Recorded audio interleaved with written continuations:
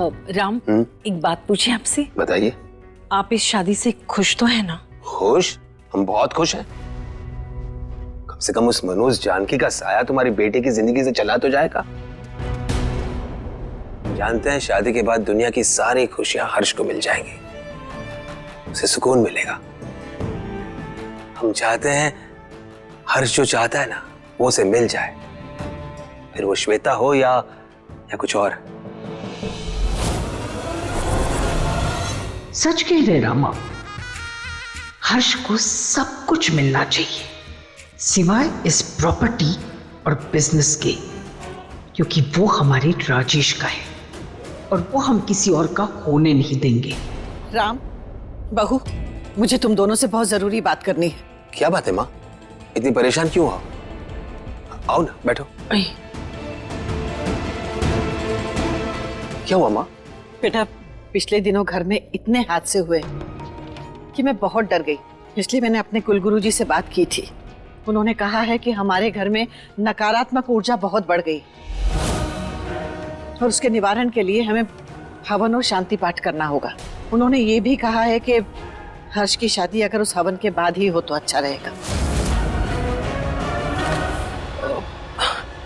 लेकिन इसकी क्या जरूरत है अम्मा जी? जरूरत है बेटा, तभी तो गुरुजी ने ऐसा करने के लिए कहा है। वैसे भी इस शादी में इतनी सारी बाधाएं आ चुकी, मुझसे अब और बर्दाश्त नहीं होता है। और फिर एक दो दिन इस शादी को आगे बढ़ा देने से क्या फर्क पड़ जाएगा? देख राम, ये सब मैं हर्ष की भलाई के लिए करना चाहता हूँ और इसीलिए गुरुजी ने जो कुछ भी कहा वो करने की इच्छा रखती हूँ। बाकी तुम दोनों ने जो करना है वो। माँ बिल्कुल ठीक कह रही है, ये हर्ष की जिंदगी का सवाल है, हम लोग कोई चांस नहीं ले सकते। माँ, अगर आपको लगता है कि पूजा करवाने से हर्ष की जिंदगी में सब कुछ अच्छा होगा, सारे नेगेटिव एनर्जीज गायब हो जाएंगी, तो आप ये पूजा करवाइए। हम शादी उसके बाद करवाते हैं। वैसे भी शादी में सारे अपने ही लोग हैं, शादी 2 दिन बाद हो तो उसमें कोई प्रॉब्लम नहीं होनी चाहिए।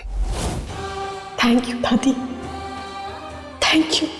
शायद मैं हर्षी को श्वेता से बचा सकूं और अपनी शादी के सुहाग को बचा सकूं। हे भगवान, प्लीज प्लीज मेरी मदद करना।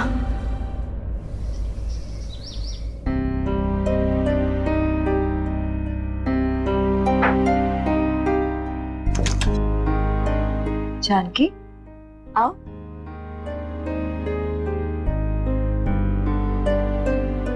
अभी हम लगा देते हैं आपको।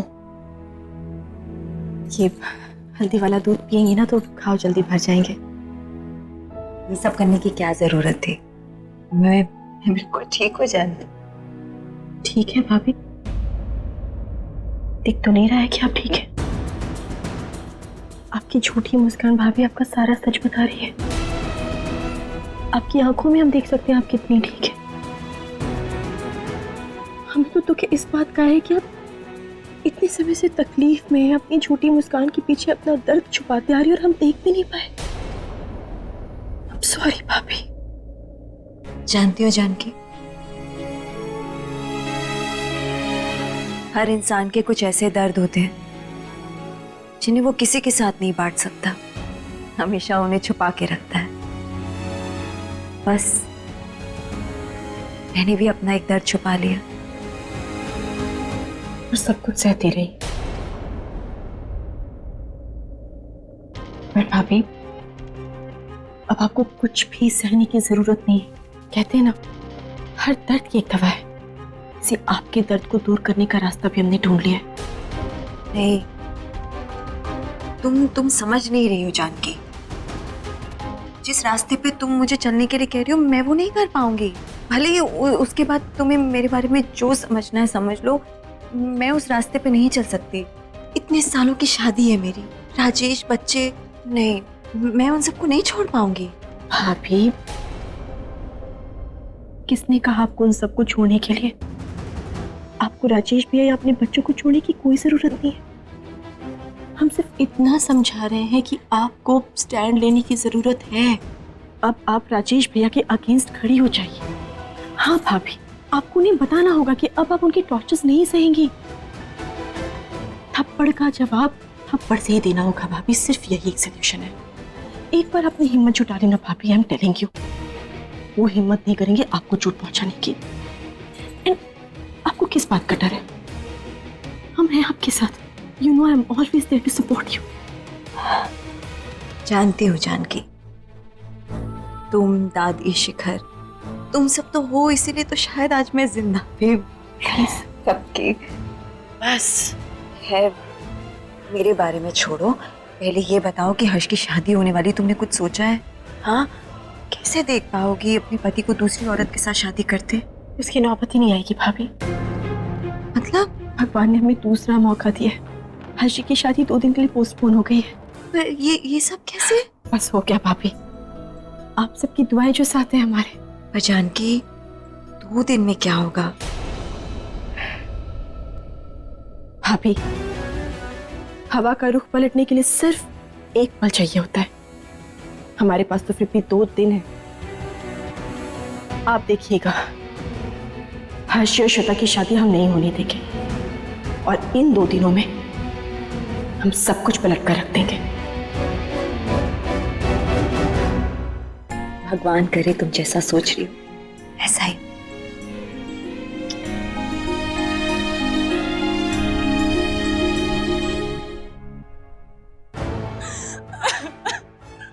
श्वेता, इसमें रोने की क्या बात है? मुझे समझ नहीं आ रहा, इतनी छोटी सी बात पे तुम क्यों ओवर रिएक्ट कर रही हो श्वेता?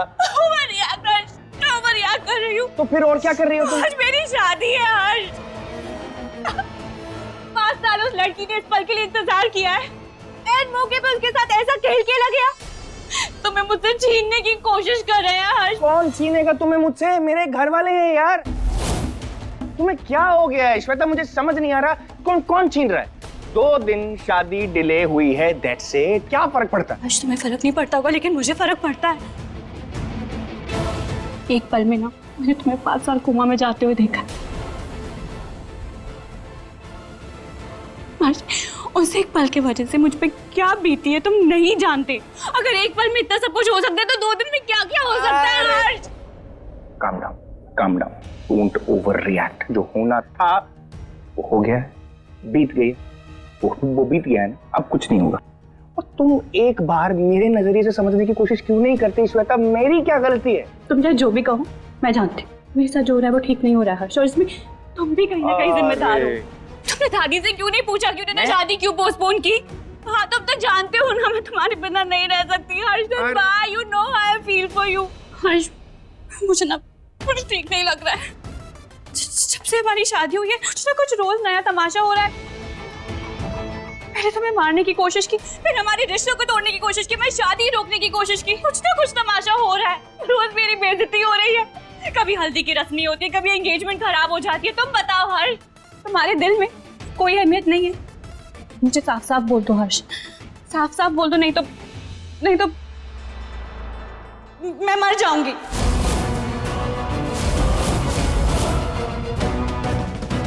तुम्हारा दिमाग खराब हो गया है श्वेता? हर बात में मर जाऊंगी, कभी नस काट लेती हो, कभी कुछ कर लेती हो। ये क्या तमाशा बना रखा है तुमने? अगर तुम्हें बुरा लगा, आई रिस्पेक्ट योर इमोशंस। सबकी तरफ से मैं तुमसे सॉरी बोलता हूँ Shweta, please for God sake ऐसा मत करो। नहीं होगा तो क्या करूं मैं? तुम दादी से बात करो। दादी ने अगर अचानक से फैसला ले लिया, उनको अगर शादी से पहले हवन करना है तो उनको करने दो ना, क्या फर्क पड़ता है? It's about 2 days. तुम जरा ठंडे दिमाग से एक बार सोचने की कोशिश करो, दादी हवन क्यों कर रही हैं? हम दोनों की बेटर लाइफ के लिए। इसकी क्या गारंटी है कि 2 दिन के बाद या हवन के बाद हमारे साथ कुछ नहीं होगा, कोई हादसा नहीं होगा? हाँ, कोई गारंटी है हर्ष? नहीं है ना? मैं तुमसे एक बात बोल रही, प्लीज दादी से बात करो, उन्हें मनाने की कोशिश करो। तुम उल्टा मुझे ही कह रहे हो। मैं बात नहीं कर सकता। मैंने आज तक कभी उनकी कोई बात नहीं टाली है, मैं नहीं कर सकता। क्यों नहीं कर सकते? मम्मी जी, ओहो, रुला दिया ना इसको। ना रोती नहीं है। क्यों नहीं कर सकते? हाँ, सिर्फ बात करने के लिए तो कह रही है, दादी पर कोई प्रेशर डालने के लिए तो नहीं कह रही है ना। होने वाली बीवी है तुम्हारी हर्ष, ऐसे उसको रुलाओगे?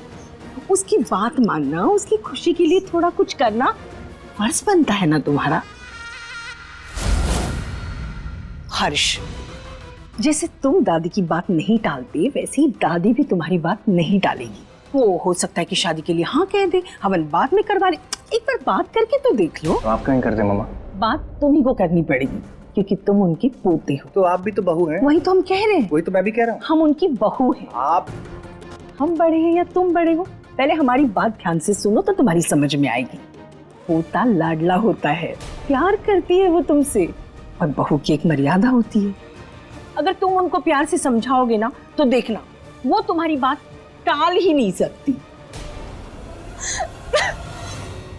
देखो, ओहो, अगर ये कह रही है तो एक बार जाके बात करने में क्या हर्ज है हर्ष? पिछली बार जैसे इसने कलाई काट ली थी वैसे इस बार भी कुछ कर ना बैठे। ओके, इधर आओ, बैठो उधर।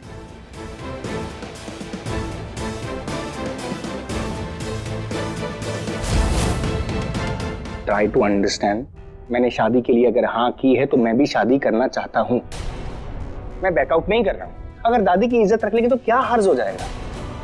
शादी करना चाहते हो ना हर्ष? इससे बढ़िया बात क्या हो सकती है? बस ये बात जाके दादी से कह दो प्लीज हर्ष, बस इतना ही।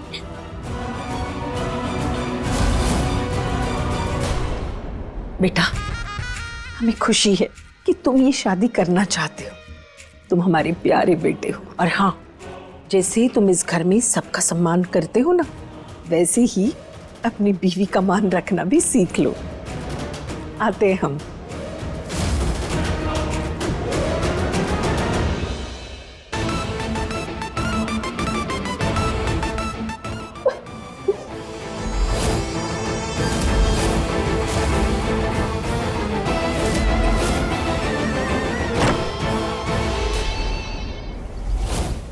ये इतनी देर हो गई है, जानकी को लेकर आया क्यों नहीं नितिन? समझ नहीं आ रहा है। देखिए, हमारा बात मानिए, उसको वहीं रहने दीजिए, चाय पीजिए। तुम्हारी सलाह की जरूरत नहीं है। हम बस चाहते हैं कि जानकी सही सलामत यहाँ आ जाए। शास्त्री परिवार में रहेगी, फिर से अगर कुछ हो गया ना तो हम कभी अपने आप को माफ नहीं कर पाएंगे। एक बात बताइए, जानकी अगर खुद अपनी मर्जी से वहाँ रहना चाहे तो, और वो घर उसका भी तो है। नहीं है उसका घर, ये है उसका घर। हमेशा से हम चाहते थे कि जानकी यहाँ रहे, पर तुमने कभी आने नहीं दिया। सोचा कि वहीं रखे उसे, फिर वो जिए या मरे तुम्हें कोई फर्क नहीं पड़ता। हम जानते थे कि सब बात घूम फिर कर सारा इल्जाम हमारे सिर पर डालेंगे आप। बस करो आशा, नहीं तो हम कुछ कर बैठेंगे। पापा। नितिन, नितिन, अरे बेटा, क्या बेटा? जानकी कहाँ है? पापा, हम जानकी दी के लिए शास्त्री हाउस गए थे। उस घर में जहाँ हम बिल्कुल नहीं जाना चाहते थे। हमारी गार्ड से बात हुई तो उन्होंने बताया कि दी की शादी की तैयारियों में बिजी है। ना तो हम अंदर जा सके और ना ही फिर से वो दी का कोई तमाशा देख सके। पापा, हम सही गए ना? हमें नहीं लगता कि दी इस घर में आना भी चाहती है, इसलिए हम अकेले ही वापस आ गए। तू पागल हो गया है? तू जानकी को मिला नहीं, बात करने की कोशिश भी नहीं की? बेटा, ये उम्मीद नहीं थी तुझसे। सही तो कह रहा है हर्ष बाबू, अपना जान पर खेल कर जानकी का जान बचाए हैं। हो सकता है, क्या पता, जानकी हर्ष बाबू का दिल जीत ली हो। हम जानते हैं जानकी और हर्ष का एक अटूट रिश्ता है, प्रेम बंधन का रिश्ता है। लेकिन जानकी को कभी भी इस बंधन से ना तो प्रेम मिला है और ना ही कभी खुशियां मिली है। इस बंधन से और शास्त्री परिवार से अगर कुछ मिला है ना उसे, तो सिर्फ धोखा। हे भगवान, जानकी के कहने पर मैंने इतना बड़ा खतरा मोल ले लिया, लेकिन जब राम को पता चलेगा तो पता नहीं वो क्या करेगा। मैं तो बस इतना चाहती हूँ भगवान कि इन 2 दिनों में हर्ष और जानकी वापस एक हो जाएं। कुछ चमत्कार करो भगवान। दादू, कहाँ आप अकेले अकेले बैठ के भगवान से बातें कर रहे हो?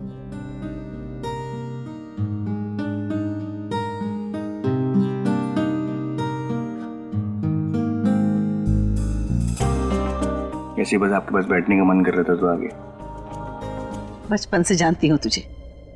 मैं जानती हूँ कि तू यहाँ क्यों आया है, और ये भी जानती हूँ कि तू किसके कहने पे आया है। श्वेता ने भेजा है ना तुझे?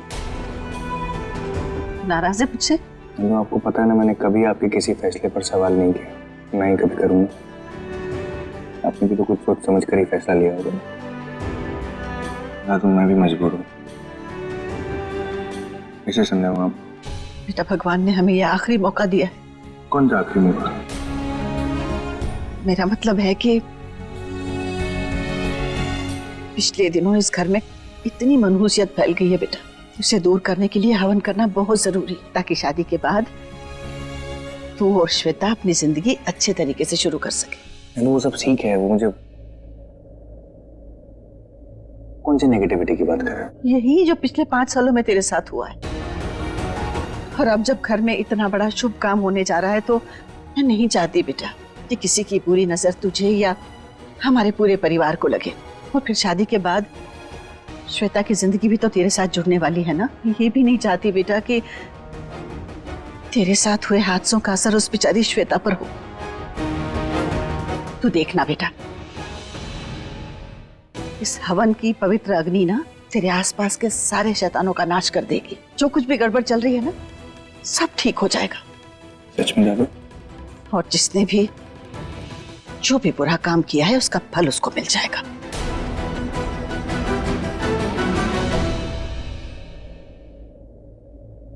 तो आप हो ना मेरे पास, तो मुझे कुछ छू भी नहीं सकता। और मैं किसी को छूने भी नहीं दूंगी बेटा। बहुत सारी बातें हो गई, आप रेस्ट करो। ओके? भगवान को भी रात को कितनी देर तक परेशान करते हैं। ओके?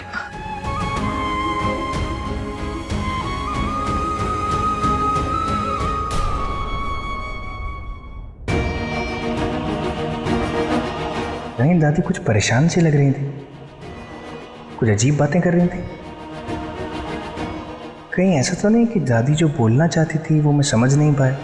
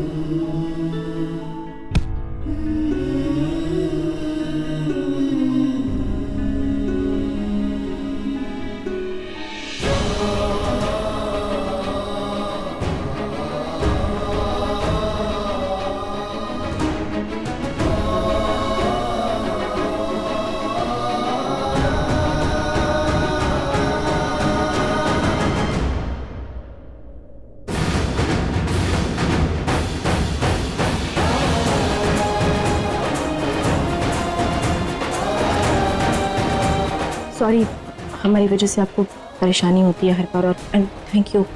हमें ये क्या लगा रखा है आपने? थैंक यू सॉरी क्यों बोल रही हैं आप? ये सब क्या दिखाना चाहती हैं? जानकी जी क्या हुआ? हुआ क्या? क्या हुआ? कुछ नहीं हुआ है हर्षी। लेकिन आप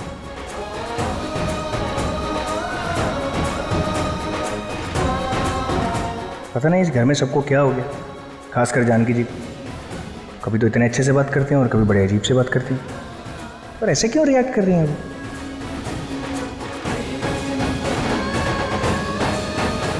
हर्षी, अच्छा हुआ आप ये पेपर अभी नहीं देख पाए, नहीं तो आपको लगता कि हम आपके खिलाफ कुछ साजिश कर रहे हैं। पर दुर्भाग्य की बात तो ये है कि आपको धोखा वो लोग दे रहे हैं जिन पर आप सबसे ज्यादा भरोसा करते हैं। जिस दिन वो प्रॉपर्टी पेपर आपके हाथ में आएंगे ना, उस दिन आपका विश्वास टूट जाएगा। बहुत दुख होगा आपको अपनों का ये घिनौना सच जानकर।